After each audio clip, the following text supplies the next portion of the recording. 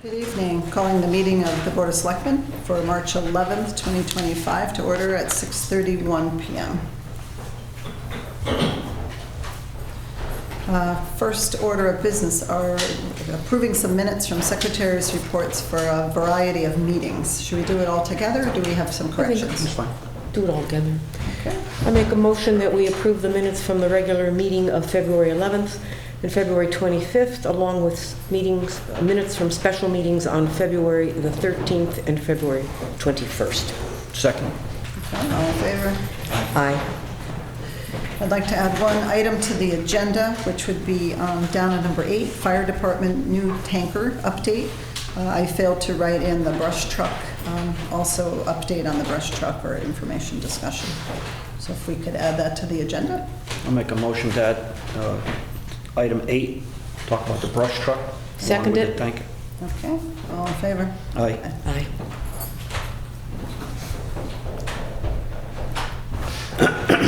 Okay, so audience of citizens. Looks like we have quite a group here. Anyone want to address the board, or are you all here for the fire department presentation? Okay. Thank you, guys. I do have 2, 4, 6.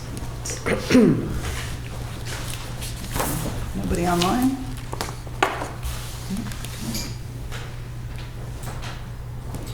Okay, so discussion and impact of the implementation of House Bill 7067. Did you all get a chance to read through that? It's a little cumbersome, but basically what the state did, I think a lot of municipalities complained about the way the motor vehicles were getting depreciated. Mm-hmm. And a lot of towns were taking such a big hit on their grand list, Deep River included. We went down about $8 million. So now they've given the towns the chance to change that schedule of depreciation by a little bit. So it would impact us by our grand list would go down about 4.7 million instead of 8. So it would really help us with the assessments. So I am in favor of putting it forth. I did talk to Jane Marsh, and there was a ruling out of the Attorney General's office that it does not have to go to a town meeting. So we do not have to have it approved by our legislative body. And that's going to go the fee schedule that they had here, Yes. breaking down percentage-wise? Yeah, so instead of 90, it's 85, or do I have it backwards? Yeah, it goes. It And breaks then them it all. still drops down $5, 5% a year. each year. Yeah, yeah. So basically, we'd be like what we would have valued our cars before, and then it was going to drop substantially. So we're just kind of, if we implement that, it would bring it up a little. So Deep River would still take a hit on the grand list, but not as, the step wouldn't be as steep. And next year it goes in 100%. Next year it would go back up. I think that's a good way of bringing it reeval. So Yeah. we are taking a hit, but not as severe, and with a tough budget year, I think it's something. There's about 60 other towns doing it. Some of our local towns, Saybrook, Clinton, have agreed to do it. I had a chance to talk with Bud also, and he Okay. felt it was a prudent approach. Okay, So I'm quite comfortable with it. I make a motion that we adopt the change, given the option to change the rate of implementing HB 7067. okay. I'll second it. Great, all in favor? Aye. Great, okay. All right, so number 5, I left the POCD in there because I just really wanted the public to please look at that document. This subcommittee ad hoc from the planning and zoning, they've spent years working on it, 2 years? We've all gone to some of the meetings, and it's a really thorough document, but it can only be as good as the feedback and the input from all the residents, because it's a 10-year plan for how we see the town developing and progressing. And so I just wanted to say that. There are some hard copies here in the office, so if you can't get it online, but it is online as well, but if you're not, you're one of those who don't like to read it online, please come and grab a copy. So. And Zoe is here Mondays and Wednesdays. If you want to come in person and talk to somebody, that's fine. Okay. I did schedule a town meeting. Well, it will be scheduled tomorrow, because I thought on the agenda we'd have to include but we have a town meeting that will be scheduled for the 31st. And on that town meeting will be the approval of Emily Chase to the Community Health Committee. We're going to ask for approval to transfer $38,000 from fiscal year 24-25 unassigned budget surplus to the town building repairs line to replenish money that was spent to cover costs associated with cleanup in the basement. And then to vote to adopt the proposed changes to Deep River Town Ordinance Section 1 Administration, which is the procurement policy, which was kind of finalized by our finance director, presented to both the Board of Selectmen and Board of Finance at a previous meeting. We all approved it, so those will be the things on the agenda for March 31st, 6 p.m. town meeting. So I hope you all can make it. Okay, and the same discussion on the changes to the town ordinances. I put this on there again, to just have the public. We're going to have these on the website. I looked today, they weren't there yet. But we have some changes and two new ordinance proposals proposed. One for property maintenance, which is a blight ordinance, and one for short-term rentals. And they're only proposed. So again, we want feedback, we want the public to weigh in, and then the sidewalk ordinance will be a change to that.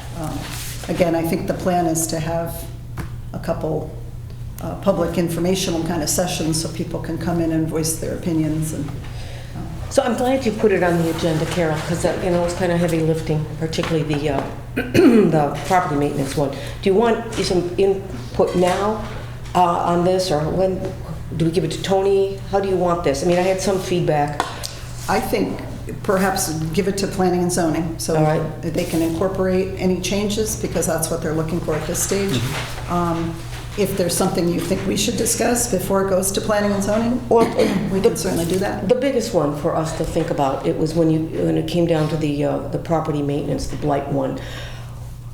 I don't know if they're thinking of all these people or if it just needs some fine tunings with titles, but they have a siting hearing officer, a property maintenance officer, the blight premises surface, can't even read my own writing, something officer.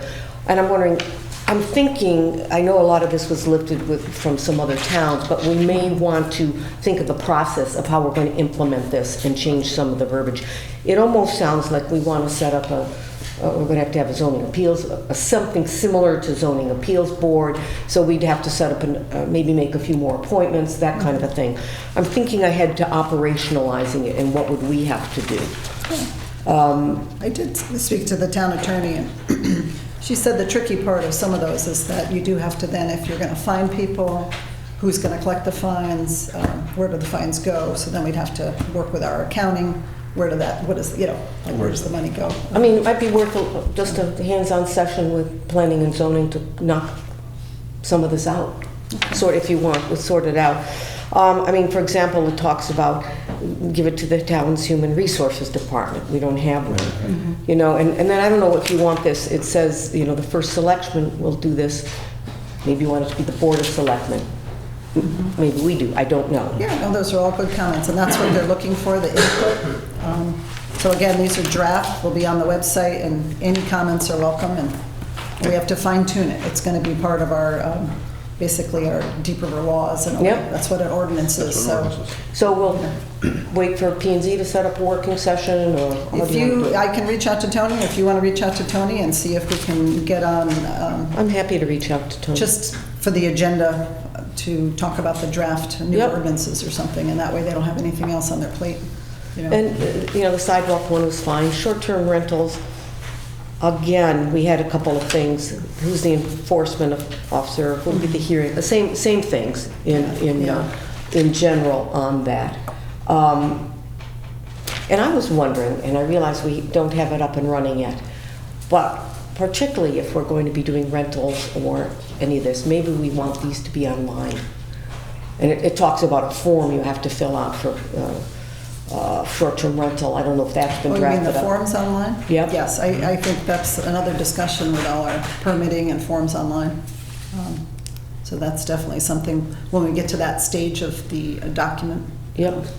But if you go back to your first ordinance that you talked about, this one, the yep. blight, and it says to have all these different officers. And then you said the short-term rental basically says the same thing, right? Something. An enforcement and hearing. So do we, if we move forward, do we make one group of people that overlook the ordinances? It would be awful tough to have a group of people look at that, a group of people to look at that, if there isn't. Like another ordinance, or general ordinance committee that you spoke about? To- I don't know. To look over the ordinance, or mean once they're in place to Once they're in manage? place to manage it if there's an issue. That could be an interesting approach. Yeah. The only thing is, I think blight's going to take a little extra skill. Yeah. Yeah. Yeah, because we don't want to put such a net on that we're getting everyone with, 2-inch grass or something, and they don't want that, but to have a little compassion of. That might be a good approach. It's just, we're taxing our residents pretty hard now for volunteers. And to make more committees. I think Mike Donnell sent a beautiful email there last week talking about what makes the town run. And to get a whole another group is hard. People want to help the town out, but it takes time and energy. So if we can Right, consolidate some of it Yeah. to oversee some of that.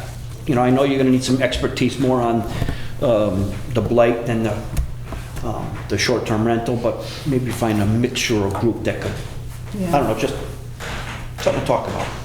Yeah, and I would imagine it's, as case by case is going to come up, like all of a sudden there's a blighted property, we're not going to have 14 blighted properties at once, like it would be, then you're kind of digging deep to figure that out. But I like the idea.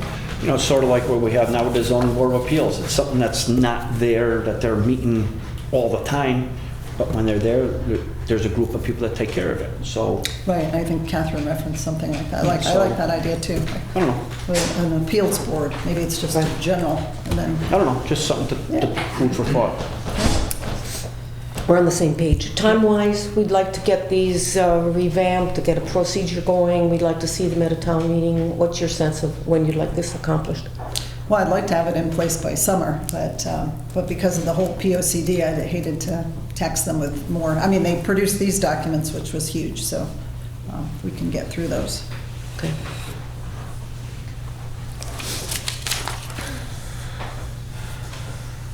Okay, let me just make a note here.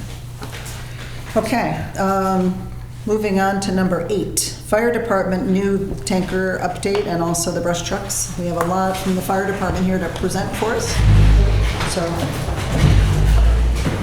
I'll get out of your way over here. Can I sit over there? Sure. I have to take notes.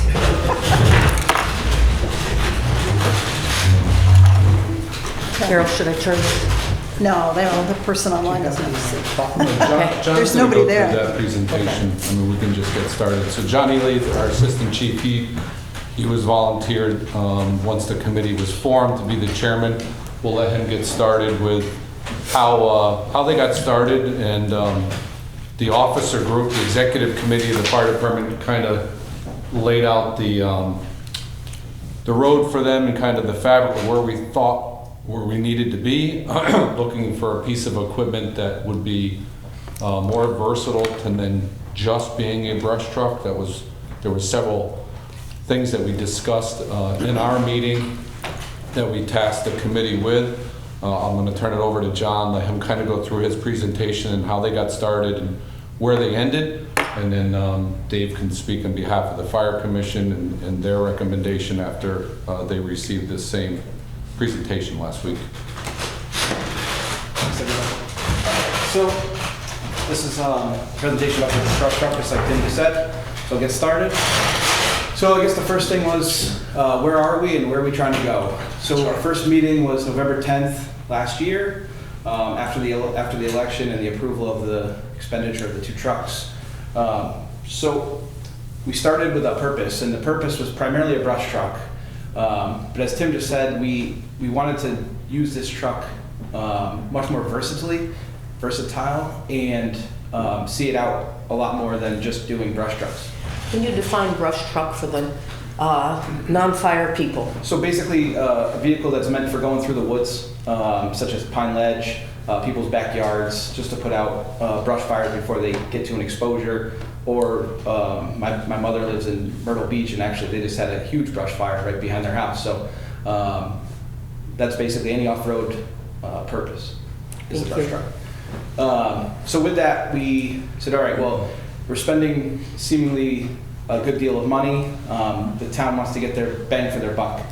So with the weather we've been having, ice, not so much snow anymore, but a little bit of snow and ice. Very tight driveways.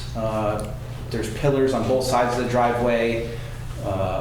Rear lots. A lot of people are developing rear lots now because of land shortages.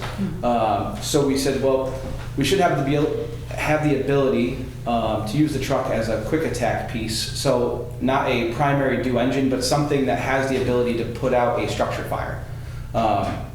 So that was one option that we're looking at. The next was high water rescue. There's been a lot more rain and flooding situations, flash floods.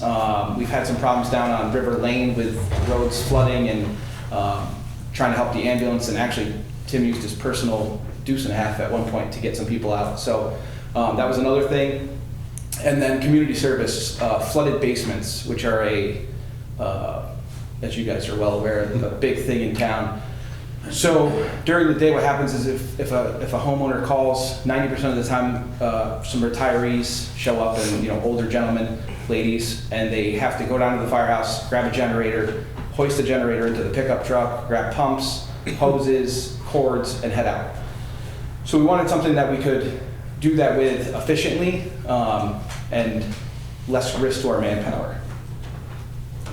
So we sat, the six of us came up, the six board commission members, committee members came up with needs and wants.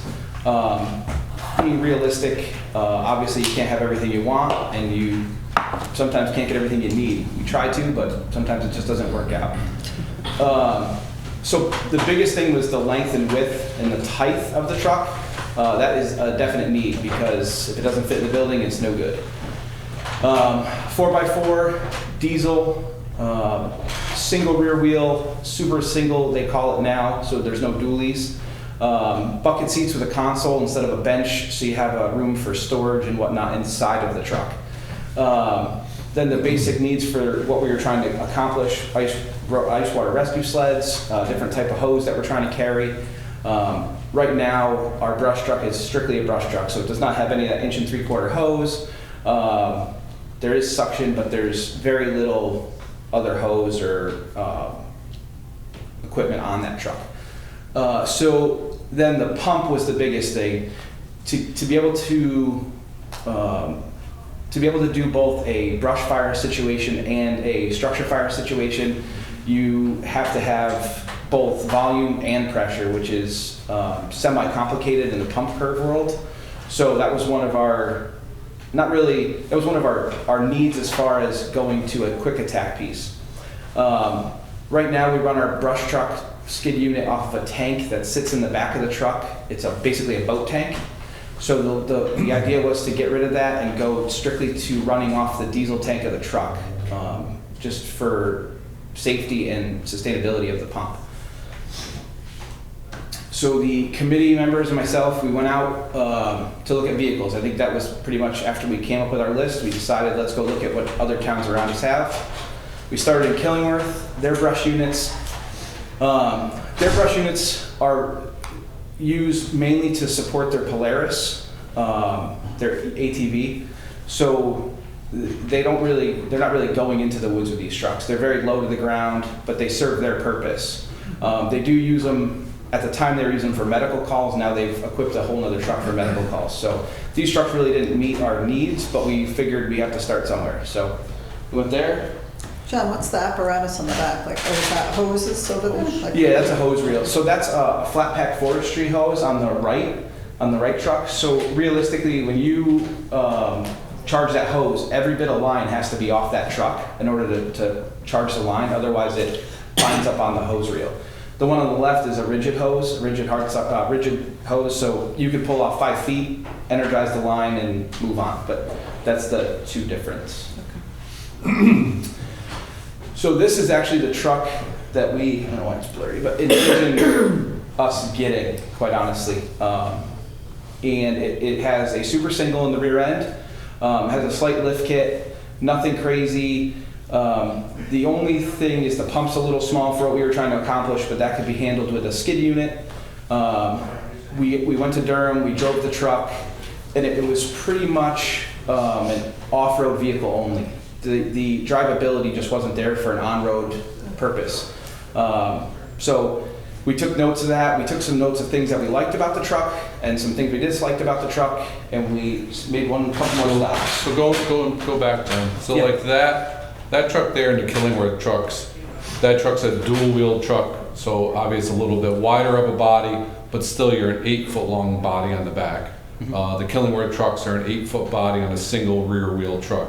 This truck started its life out with dual wheels, like John said, in the back. They did the conversion to super single. So you have an 8-foot length body that most of that is taken up by the skid water tank pump combination. The skid unit is a self-contained unit made by manufacturers, and John will get into that, that slides into the back of the unit. It's a package unit all by itself. It's got if you're looking down on it, it's the water tank, it's the piping, it's the engine pump, all together in one spot. Nothing's like integral to the truck itself. You can literally slide it in the back of any truck. So that skid unit alone is 8 feet long, takes up from that headboard all the way to the tailboard, and then those boxes on the side are those ones are probably only 12 or 16 inches, 12 inch deep. So just kind of note that as he's going through and gets to where their decision is. There definitely wasn't very much storage on this truck as far as trying to carry extra stuff like the pumps for basements and hose, and they had like a couple chainsaws, and then the Indian tanks, which are the backpacks that you wear to pump up to walk around the woods to put out the fire. So they had that kind of stuff in there, but it was very limited to what they could carry. And also they also used their UTV as their main line of brush truck defense in the woods. I guess I'll jump. Quick question. Yeah. That configuration will fit in the bay in Winthrop? This truck, yes. Every truck I'm going to show you, except for the first two, will not due to the length. Okay. Because of the cab and a half, which we had already, previous to going out, we got chassis lengths from Ford, Chevy, Dodge, just to see what we could do, and it was pretty much guaranteed a single cab. There was no way to get a cab and a half or a four-door truck. So our next truck, we went to Moore & Diesel in Portland. He is a sell-it truck dealer. So these trucks are military-grade vehicles. They're clearly not a pickup truck. We went up there, took it for a drive, discussed all the things that it can do. I'll actually play a little video of what it can do here. So if I make it any bigger, it gets all grainy. So this hill is about 45 degrees, and the hole that he's about to drive through is about 4 feet deep. It's hard to see in the video. It's very deceiving in the video, but when you walk down into that gully, it's very see him obvious. go down, yeah.